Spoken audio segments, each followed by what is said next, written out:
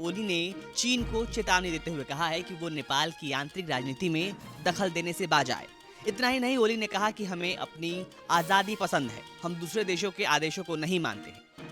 इस दौरान ओली के सुर बदले हुए दिखे। उन्होंने भारत की तारीफ की और कहा कि भारत के साथ नेपाल की दोस्ती स्वाभाविक है और इसके बीच में कोई नहीं आ सकता। अब जब ओली को यह पता चल गया है कि बिना भारत के उनका कुछ नहीं हो सकता, तो उन्होंने ये संदेश दिया है कि वो भारत के साथ हैं। उन्हें वैसे भी ये कहना था क्योंकि उन्होंने चुनाव की घोषणा कर दी है, जिसके बाद उन्हें भारत के समर्थन की जरूरत है। ओली ने आगे कहा कि नेपाल अपने मामलों में स्वतंत्र होकर फैसला करता है। नेपाल के भारत के साथ रिश्ते बहुत अच्छे हैं। काठमांडू पोस्ट की खबर के मुताबिक ओली अब भारत से नजदीकियां बढ़ाकर पार्टी के नाराज कैडर और जनता का भरोसा जीतना चाहते हैं। नेपाल के हित से बढ़कर कुछ नहीं है। भारत के साथ संबंधों को पटरी पर लाकर ओली कोरोना वैक्सीन हासिल कर फिर से चुनाव में जीत का परचम लहराने की फिराक में है।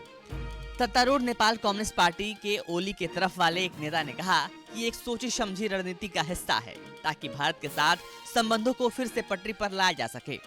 भारत में नेपाल के पूर्व राजदूत लोकराज बरल ने कहा कि ओली ने यह बयान देकर संदेश दिया है कि नेपाल और भारत दोनों को एक दूसरे की जरूरत है।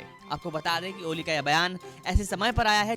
नेपाल के विदेश मंत्री और ओली के बेहद करीबी प्रदीप ग्यावाली 14 जनवरी को भारत आ रहे हैं। बताया तो ये भी जा रहा है कि नेपाली मंत्री कोरोना वायरस वैक्सीन को लेकर भारत से बातचीत करेंगे। हालांकि कहा यह जा रहा है कि नेपाल के ताजा राजनीतिक हालात पर नेपाली मंत्री भारतीय नेतृत्व के साथ बातचीत करेंगे और समर्थन जुटाने की कोशिश करेंगे। बता दें कि भारत ने नेपाली पीएम के संसद को भंग करने को नेपाल का आंतरिक मामला बताया है।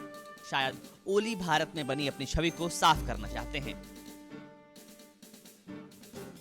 हालांकि पीएम ओली की छवि पिछले 2 साल में भारत विरोधी की रही है, क्योंकि नेपाल का विवादित नक्शा संसद से पास करवाने के बाद भारत के साथ नेपाल के संबंध बेहद नाजुक दौर से गुजर रहे थे।